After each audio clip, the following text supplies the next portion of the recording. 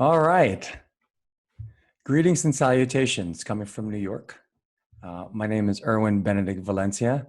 I wanted to say thank you first and foremost to my dear friend, Dr. Manuel Arroyo, for having me today. It's been a journey between the both of us. I think for more than 10 years, we have discovered how much we truly enjoy not only making a difference in people's lives, but also finding ways to do that.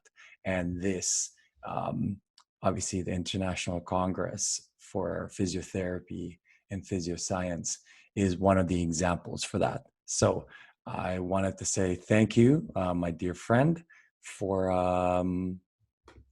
that. So I wanted to start by introducing this concept of well-being. So this topic we're calling well-being tools for transitional times. And we're going to go down here, going to move my little board there first so that everyone can see me a little bit better and see the rest of the screen. Hola, ¿qué tal? Estoy Erwin Valencia de Nueva York. I am a physiotherapist, an athletic trainer, a strength and conditioning specialist. I also am a well-being expert, somebody that's transitioned from the world of high performance to the world of well-being. And that is understanding coming from a space of wanting to perform to just wanting to live well. Because in the end, performing at your highest allows you to live well. So if that makes sense, I hope it does. We're going to also do one more thing and check on this. Oh. Yes, no, that we didn't want to do that. We just want to make sure that our audio was good enough so that so you can hear me, and I hope you can all hear me properly. Yes. Good. So once again, hello, greetings. My name is Erwin Valencia. So we're going to talk about well-being tools for transitional times this day. So first and foremost, what is our goal? Like I said, our goal is to thrive, and it is to be able to get an opportunity to be thriving and living life flourishing. So this is, in a sense, what we would want to do, to be able to have a balance of everything and live properly.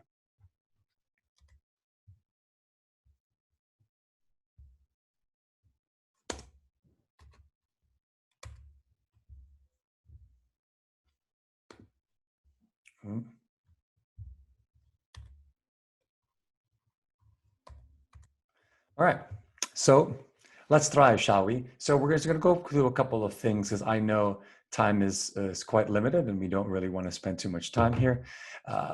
So first, we're going to look at the introduction and just introduce you to the concept of well-being and the definition of well-being. And then we're going to go through a couple of different kinds of healths or wellness things: physical, mental, emotional, social, spiritual. And then after that, we'll have a little questions accordingly if you guys have. So, so first and foremost, who am I and what am I doing talking about well-being? First and foremost, I've I've been somebody who's been meditating for more than 30 years now.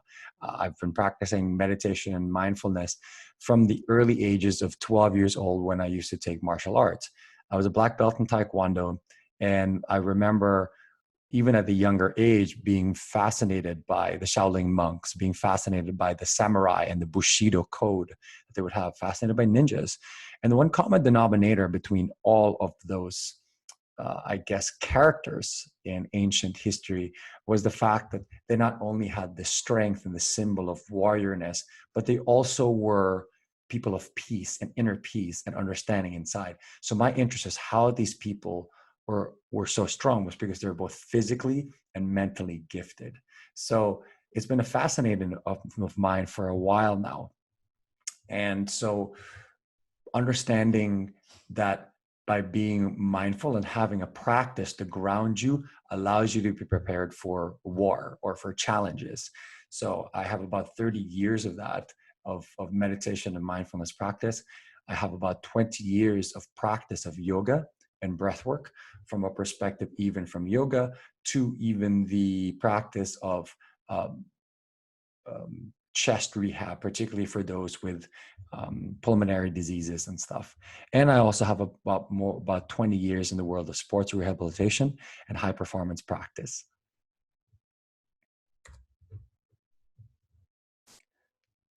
So here's one thing to remember: more compassionate mind, more sense of concern for others' well-being is a source of happiness, according to the Dalai Lama.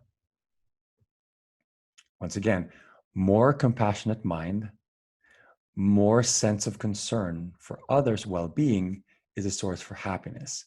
In essence, by knowing and having empathy that other people are feeling better, for us, allows us to feel better as well. So what is the definition of well-being? Well-being was coined by, or it is something that's out there, but the definition in it, particularly as it relates to science, started from a gentleman named Martin Seligman, who is a PhD. He's the godfather of positive psychology, which was birthed in the University of Pennsylvania. He looked at it as a construct, and where most of us think that our goal in life is to be happy, what he thought that happiness was just one part of the equation, is that all of us had to be part of a bigger perspective, and that bigger perspective would not just be happiness, but the ability to live well. So what are the factors that then lead to well-being? Well-being is made up of 5 different things. It is the positive emotions, as you can see in the screen. It's the engagement. It is the positive relationships that you have, meaning in life, and accomplishments. Or in a short acronym, we call it PERMA. With positive emotions, it's the ability for us to feel good. It is the emotions that we feel in order to live life. Happiness is one of those emotions. Joy, peace, love, all of those are positive emotions. Engagement, or the E of PERMA, is being completely absorbed in activities. It's being in flow. It's that feeling when you're in the zone. It's playing the game and thinking that no one can stop you. Relationships are having good relationships that are authentic, and you feel like you're truly connected to other people. Meaning is finding purposeful existence. It's the ability for us to know that we are doing our role and our mission here on earth. And achievement, it's a sense of accomplishment. So you guys can see this. It's a sense of accomplishment and success. It's important to understand how achievement is part of this, because by achieving something, it gives us this positive emotion of happiness. And then in turn, it feels like we have more meaning in life, and then in turn create better relationships with other people. So we're going to go through a couple of the what I talked about with regards to the different kinds of wellness or health. And we're going to start with physical health. Remember that your body is a temple, and we only get one. So it's important for us to remember how important it is to take care of ourselves. So what I'm going to do is share one tool per kind of health. So one tool in physical, one tool in mental, one tool in emotional, one tool in social, and one tool in spiritual as well. So for physical health, I just like to chat a little bit about the importance of sleep. And so to kind of go into this, sleep is important because it not only helps us become energetic and allows us to then continue on to our day to thrive and to flourish, and overall be good for our well-being. So one of the tools is making sure that we sleep the time that we need to. It is the most underrated high performance enhancement tool that's out there right now. And it's free. So why not you want something free? First and foremost, you want to try to sleep from between 7 to 8 hours if you are a normal person. Now, if you're an athlete, you'd like to sleep from about 9 to 10 hours so that your body can regenerate and recover. Now, when do you sleep? You try to sleep within the zone of 10 o'clock to 2 o'clock in the morning. So 10 p.m. to 2 a.m., because this is when the human growth hormone secretes in your body, which is your natural what is the natural tool for your body then to recover. So there's no better recovery tool. You can do as much cold tub as you want. You can do as much like Normatec or compression. You can do everything you can, but there's no better source of recovery than sleep. So think about that importance. So a couple of other things as well. If you feel like you can't sleep a full 8 hours, make sure you try to get your naps. And there are signs to prove that you can do a 20 to 30 minute nap if you want to gain about 4 hours in your day, but that's not considered a full nap. Now, if you want a fuller nap, then nap for about 90 minutes or about an hour and a half, so you'll get the full benefit of a full cycle of sleep. That said, it does not replace the amount of sleep that all of you have to get. And that we, in general, need sleep in its full form. So that's well-being tool number one. Well-being number two is regarding mental health. And so this I'm going to delve into a little bit more because I'd like to make sure that I introduce the concept and the value of the concept of mindfulness. So understanding that mental health is as important as physical health will allow us nowadays, particularly since the science has proven it, to be strong enough to understand the value of it. So if we don't take care of our mental health, it also affects our physical health. So it's important to have both physical and mental health. They go hand in hand. So that's very important. So one tool that I'd like to talk about is mindfulness. So I know there's a period of time where people were confused the difference between mindfulness and meditation. Understand that they are not one and the same. They do mirror each other.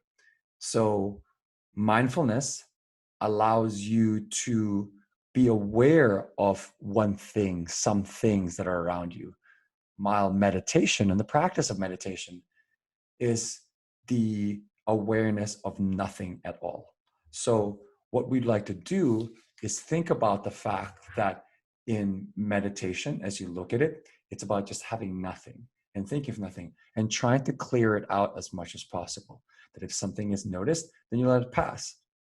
While mindfulness and the practice of mindfulness allows you to sit in and really take notice of everything. As you sit down, as you smell, as you taste, everything is noticed.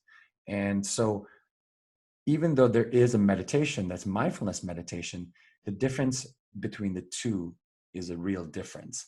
They mirror each other, but they're not the same thing. So why is mindfulness important? Mindfulness is important because of the fact that it improves your brain to be able to focus. It also has the ability to help you find better creativity. It reduces your stress and anxiety, and also helps you balance that fatigue feeling that you get. There are a few things also that mindfulness can help. It improves your focus, it's your memory, your relationships with people, your cardiovascular system, your immune system, and it allows you to heal yourself faster and allows you to sleep better. So as you can tell, if you look at the mental health benefits of mindfulness, also affects the physical benefits of mindfulness because then you can get better sleep. What does it reduce? It reduces stress, it reduces anxiety, depression, it reduces blood pressure, even helps with aging, and particularly as it relates to pain and post-traumatic stress syndrome. So know that mindfulness has a massive role in our life. And if you get to practice mindfulness on a regular basis, it definitely helps for you to have better well-being. But like with anything else, you have to practice it. So bear in mind that you have to be able to practice things if you want to be able to be good at it, as with anything else. So remember that the practice of mindfulness, even as simple as closing your eyes for a few minutes and trying to imagine and think how good life could be, and noticing using your senses of what is around you and that's within you.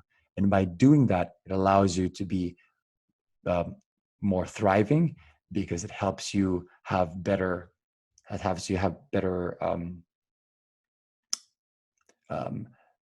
engagement or flow as you are more mindful. It then allows you to have better positive emotions. which in turn helps you achieve more and then have better relationships with the people that are around you, which then allows you to find meaning. So know that this is one of the most amazing tools that you can use out there. 8 de cada 10 fisioterapeutas admiten que tienen dificultad para estar al día de los últimos avances de fisioterapia. Liderados por el catedrático el Dr. Manuel Arroyo, hemos creado Physiociencia Plus, una plataforma de formación continua basada en la evidencia con la que te será más fácil estar actualizado, ahorrándote así tiempo y dinero. Para ello te ofrecemos mensualmente un contenido práctico de cada una de nuestras temáticas: fisioterapia traumatológica, oncológica, deportiva y neurológica, con una masterclass y 3 contenidos exclusivos que podrán ser en formato ebook o vídeo animado, contando con el sello de calidad del equipo de Fisiociencia. Si te suscribes durante el congreso, accederás a todas las ponencias del mismo para verlo cuando tú desees. Además, como queremos que disfrutéis de todas las ventajas de Physiociencia Plus, por realizar la suscripción ahora, te llevarás una guía de práctica clínica ilustrada sobre el manejo del síndrome del túnel carpiano, un vídeo explicativo sobre las consideraciones previas a la utilización del entrenamiento oclusivo y 4 masterclass totalmente gratuitas. Pero esto no acaba aquí. Durante el congreso haremos un descuento especial de más del 60%. La suscripción anual valorada en 100 euros al año, solo y exclusivamente durante la realización del congreso, será de 36 euros. Así que, ¿a qué esperas? Por menos del precio de 2 cafés al mes, podrás estar más cerca del fisioterapeuta actualizado que siempre has deseado ser.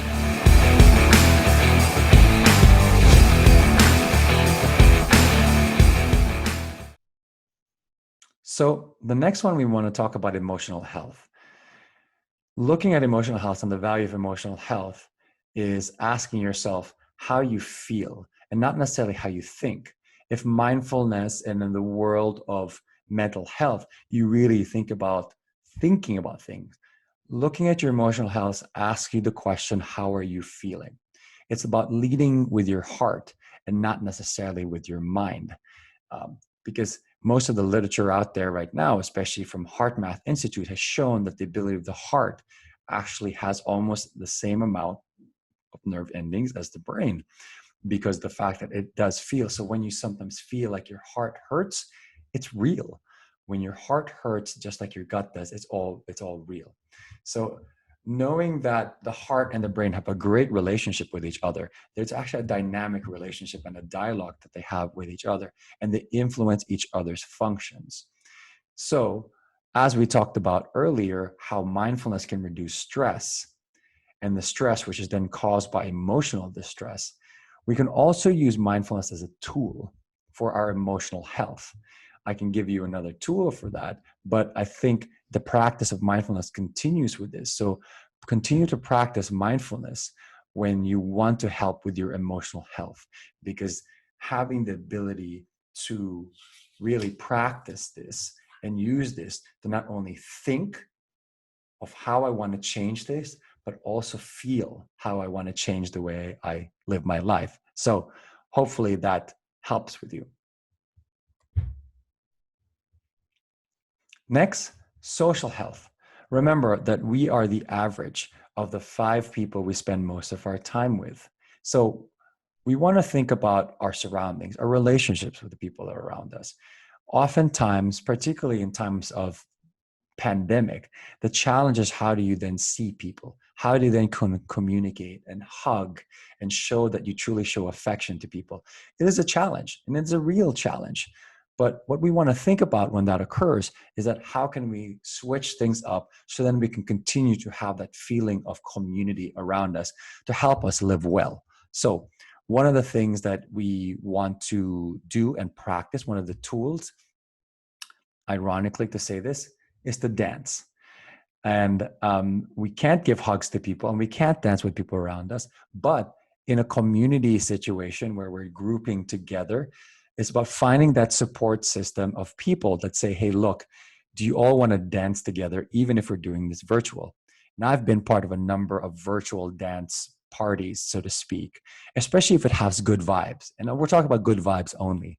So if you find yourself really being able to feel like you're depressed or lonely, dancing releases a whole bunch of of things that's within you. It allows you to have the oxytocin levels spark up. It allows you to have serotonin levels spark up.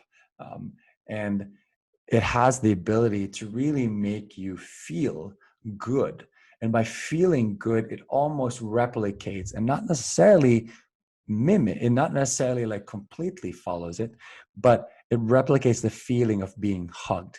And when you dance full out, and even if it's by yourself, but on screen with everybody else, it allows you to then have a feeling that you're part of something bigger. And when we feel like we're part of something bigger, it gives us meaning, which is one of the signs and the big grand scale of things of PERMA, which is meaning, which then allows us to be flourishing and thriving. So this is one of the things that you'd want to think about for your social health. Remember that social health is important. And last but not the least, and what I'm going to talk about is spiritual health. Many of us in a time of distress, anxiety, uncertainty, look to something bigger than us, look to something that has meaning or purpose to drive us, because there's certain questions that we can't answer, that science can't answer. The current situation we're in right now, as much as we look into the science to try to help things that are going on, it's about us stepping back and to understand if there's a bigger reason for all of this for occurring. So let's think about the value of our spiritual health, and whatever you believe, whether you believe in God, whether you believe in Allah, whether you believe in Buddha, whether you believe in the gods of Hindu, it doesn't matter. It's about having a practice that allows you to ground and allows you to have faith, allows you to savor and be grateful for everything that is around you. And it also allows you to be more kind. So the goal for spiritual health is to enhance it in order for us to get that, once again, that meaning, that strength that then allows us to be living well, because then it gives us positive emotions. It allows us to have better relationships with the people that are around us. And it lets us get into flow as we go into this prayer, whether we pray or whether we act in kindness, or that we savor everything around us, enjoy the food that we're blessed to have, or merely like enjoying the fact that we can dance with our friends virtually because of technology.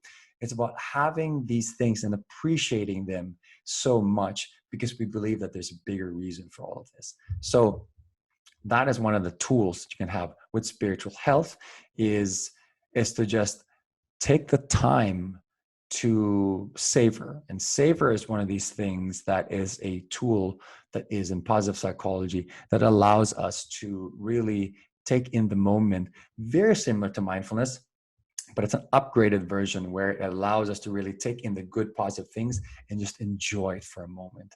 And I know it's not a problem for you guys to truly enjoy the moment, but really now amplify it and lift it up just a little bit more. And so whether that is through prayer, whether that's through food, or whether that's through a good glass of wine and enjoying the time when you have with your friends, just make sure you stop and really take in that moment. Too many of us find ourselves running through things and making it too fast and just taking it for granted. But in a period of time where you have distress and anxiety and uncertainty and then transition and then transformation, it's important for all of us to take a moment and really be thankful that we're blessed to have what we have right now. So a little bit of kind of science behind happiness. A paper by Diener talked about how science has shown, when they did a nice big research of more than 100 countries, of what defines the happiest people in the world. And what they found was 27% of people in the world are living their best lives. They could probably say that they are happy and they belong to this happiness, the group of happy people. 68% of people in the world say they're doing all right. They're like, yeah, we're good. And 57% of people need to do some work. I'll bring that up. Yeah, need to do something about this. So where are you right now? Ask yourself, in the grander scheme right now, as you step back into your life, be more mindful of how life is. Where are you? Are you part of 27%? Are you part of the 68% or are you part of the 5%?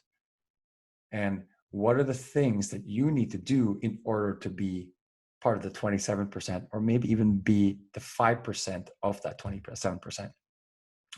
Think about it and use these tools in order to help you get to where you'd like to get.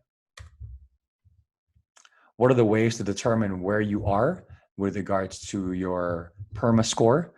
You can take the PERMA test. It's free.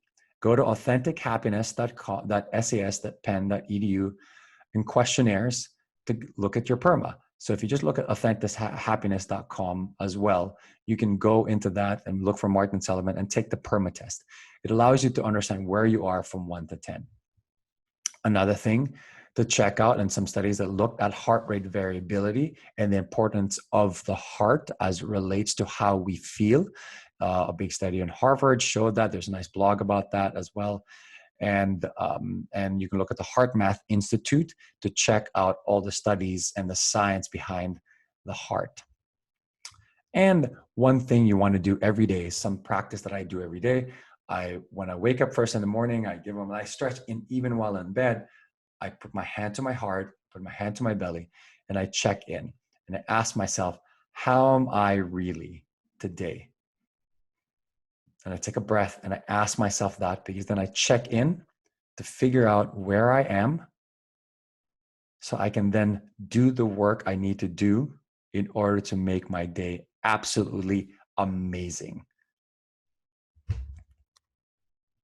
So if you have any questions, you can ask me later by sending me an email or looking me up on one of my many social media sites, on Erwin B. Valencia on Instagram, which is the one I reply the most, on Twitter as well, which I'm really not that active in, but I'm on Facebook.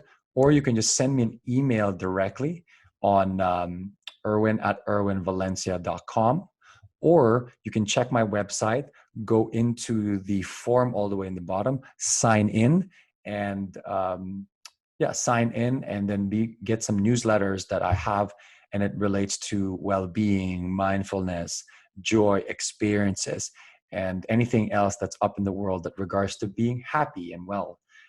Also, check out my YouTube channel that has a bunch of little well-being hacks that have everyday and also some beautiful things on gratitude, because that's the biggest thing that I do is on gratitude. But if you like, just simply email me on erwin@erwinvalencia.com, and it should be all good.